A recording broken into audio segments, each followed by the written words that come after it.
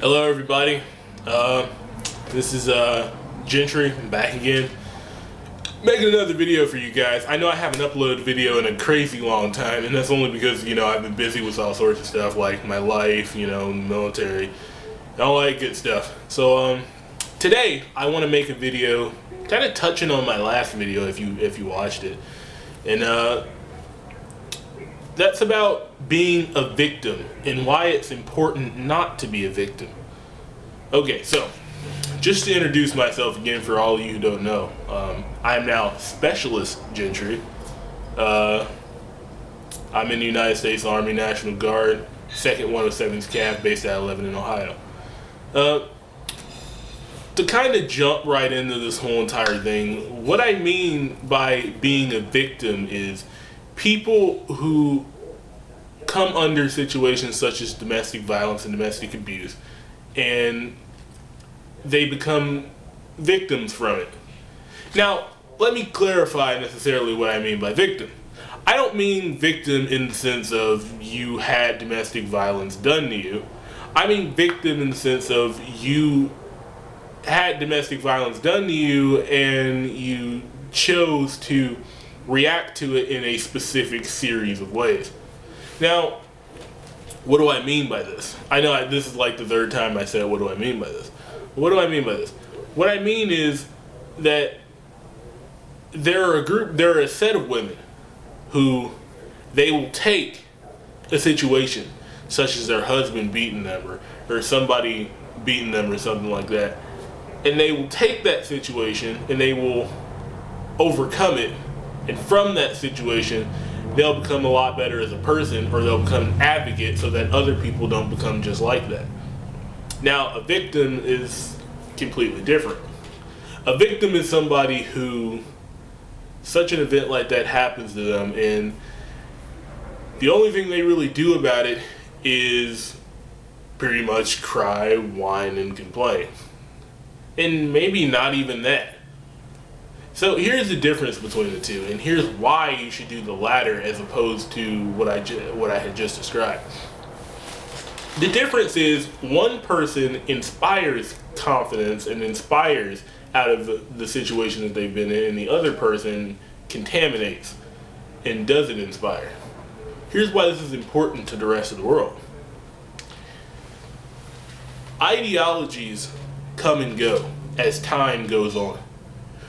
With the difference of ideology and the difference of things being introduced in specific ways, ideas, personalities, the entire conjunction that makes up life tends to change based off of the ideology of the people who set them. Now, as I was talking about in my last video, women have been placed and forced into kind of these gender role type misogynistic situations that they're forced to live in, which by society's standard, although we say we speak out against them, really the topics aren't touched on as much as they probably should be. To give an example, not to go too far off in my argument, the fact that women can't compete in full contact sports, or that women can't fight in the military. Why do people say these things? It's not obviously because women can't fight in the military. If you look at women's groups like the female Peshmerga, who are taking the fight to ISIS as we speak with all female combat batteries, or if you look at the competitors on American Ninja Warrior who made it further than any other women in the sport, you can obviously argue the latter. However, with that being said, society, with the ideology that we have in place, deems these things as abnormal. Now, what does it mean to be abnormal inside of society? Abnormal means something that's not typical, something that's not expected out of a certain demographic or group of people. It's not typical for black people to surf. It's not typical for black people or white people to become rap artists. It's not typical for women to fight back against their male oppressor while they're being oppressed. Here's where you come in. You have to change that ideology. You have to change that ideology so that it changes society. You're probably asking yourself, well, how the fuck do I do that? I'm only one person. How do I affect what happens inside of society? Well, allow me to tell you. Whenever you do something in the world, be good or bad, you're putting something out into the universe. That something that you put out into the universe becomes knowledge that can be learned by others. You are the generation that teaches your children, is what I'm pretty much trying to say. Your children are the ones who are going to learn ideologies to inherit a world that's either better or worse than the one that we already have. So you have to make sure that that world that they do inherit is better than the one that we already have. How do we do this? By changing and fixing the ideologies that make the world we live in so sucky, so that when they grow up and they live in their generation, they don't have to worry about the problems of the past. You repair this and you fix this by doing things like speaking out against domestic violence. Whenever you do not speak out against domestic violence, you are helping, if not a part of the problem. The reason why is because you're putting it out in the universe that this kind of behavior is okay. You're putting out in the universe that this kind of behavior is fine. And you're putting out, more importantly, to your child that this kind of behavior is typical. And what did I say before? What's typical is what we view as normal. Short story. Mother gets abused by her husband. She gets abused by her husband in front of her daughter. This is an occasional thing. The mother can now choose from this to do two things. Three things, rather. She can, one, say it's the man's fault. She can, B, or two, not do anything about it. Or she could, three, inspire confidence by handling the situation in a way that's going to teach her daughter. Now, children are impressionable. Any one of these situations that she chooses is going to directly affect how her daughter sees both women, herself, and her mother. A mother is God in the eyes of a child. If I have a daughter and I'm a mother, my daughter sees me as her. I am the first introduction of what an adult woman is to my child, to my daughter. Just like me as a man is the first introduction of what an adult man is to my son. So what this means is that whatever I do or however I handle a situation is how my daughter is going to believe a situation should be handled. Any way that I let someone treat me is how my daughter is going to later believe that a man is supposed to treat a woman. Now, you could make the argument that, hey, it's the men's fault. You shouldn't beat mommy and stuff like that, especially if you have a daughter, because you're going to be showing her a bad example of men. This isn't necessarily true. I think the blame more falls actually on the woman. Now, before you guys tear me apart in the comment section, allow me to kind of explain what I meant if I haven't already explained it before. What I mean by this is that the mother to the daughter is much more exemplary than the father is to the daughter. Like I said, the mother is an example to the daughter of what a woman is supposed to be. So this is where you have to start to ask yourself during the situation, how do I want to be perceived to my daughter? Do I want to be perceived as somebody who makes herself out as a victim? Somebody who doesn't stop what's being done to me? Somebody who allows this kind of treatment to be done with me in a way that I respond to it reflects negatively on possibly the way I could respond to it? Because by doing this, your daughter is going to learn, well, daddy hitting mommy is okay, because mommy doesn't seem to have any qualms about it. Or, mom, I'm supposed to be submissive because mommy is submissive. That's bullshit. What you want to do is you want to inspire inside of your child, this is not okay. How do you inspire this inside of your child? By showing her that this is not okay. You do this by fighting back. Very clearly telling your daughter, did you see what happened? That's bullshit. Or telling the guy who's doing that, that's bullshit. Here's why I'm putting so much blame on the women in that aspect. Not bashing, but there's an actual reason. You can't control what the man does. You can't control what anyone else does but yourself, okay? He was an asshole to you and he was beating you and stuff like that. That's his problem. That's something that he has to figure out on his own, whether he figures it out or not. That's something he has to change what's inside of himself. You can't change that about him. You can't do anything about that. But what you can do is decide what happens to you. You can decide and change how you approach a situation. Thus, you can change your daughter's perception of how a situation is supposed to be handled. Now, in all, how does this whole entire thing that I'm talking about have anything to do with society in a whole? Well, it's kind of simple. Like I said before, our children are the next generation. Once we begin to teach our children what constitutes okay and what constitutes what's not okay, they're going to take those ideologies and they're going to run with it.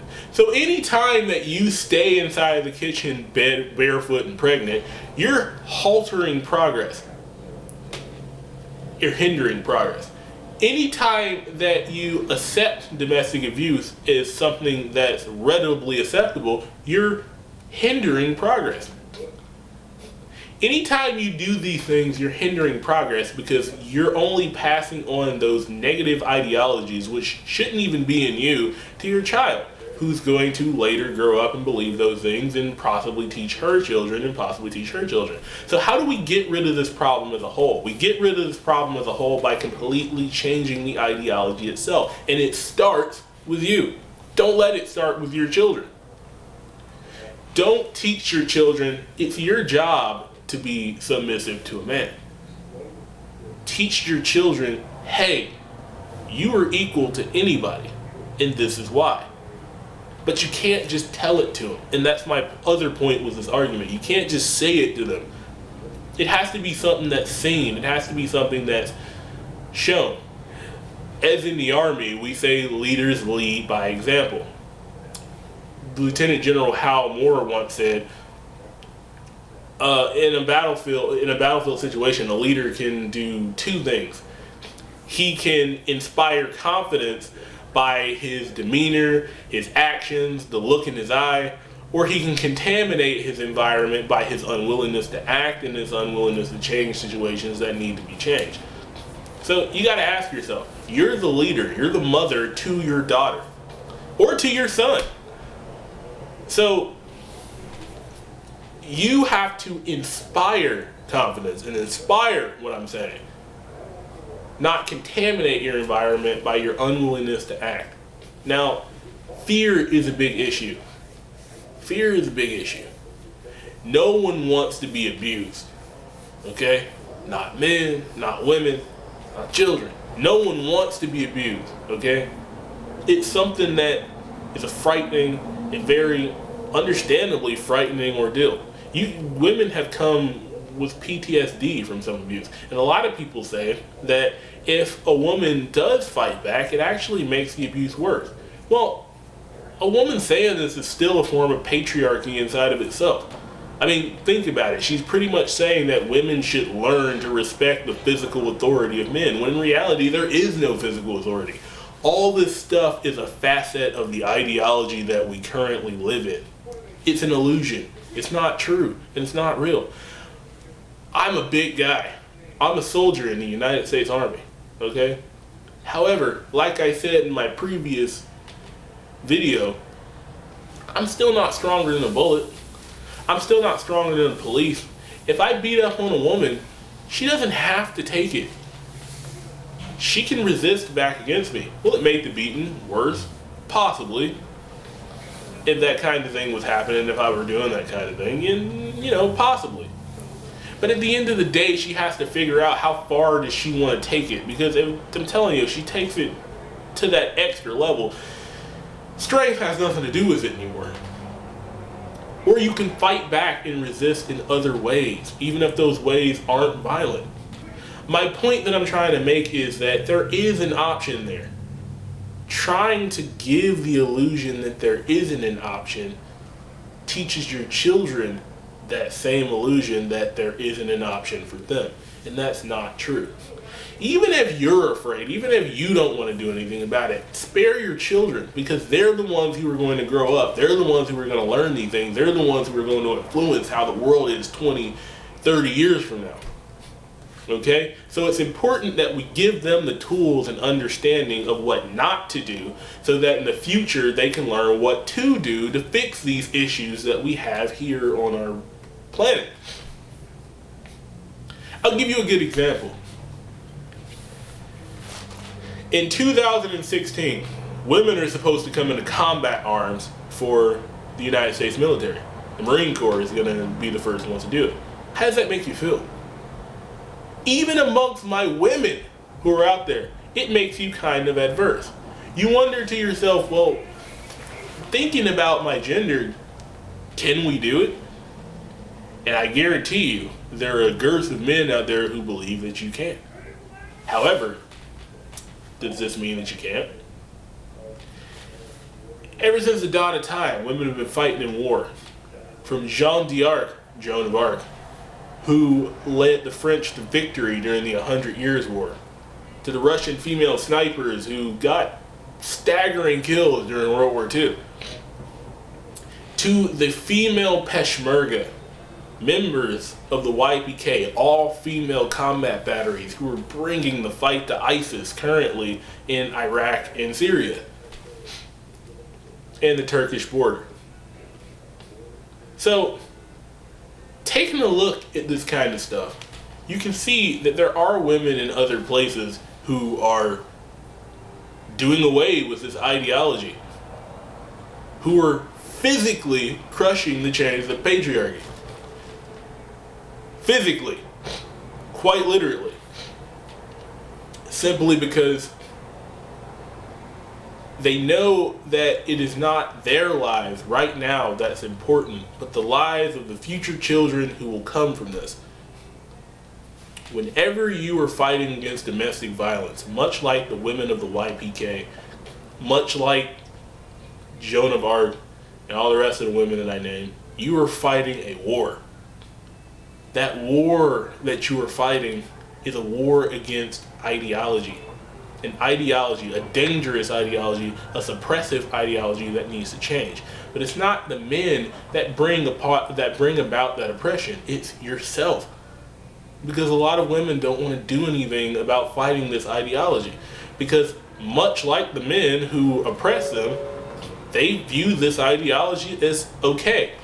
Not okay as in acceptable, but okay as in normal. Like I said at the beginning of my argument, what constitutes what's normal?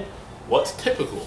It's typical for a woman not to do anything about domestic abuse. It's typical for a woman to be the one who's cowering and who's afraid. It's typical for all those things to happen. It's not typical for a woman to pick up a gun and shoot the person who's abusing her. It's not typical for her to, speak out against it. None of these things are typical, rather as the latter that I just explained is. So what you have to do is you have to switch this ideology.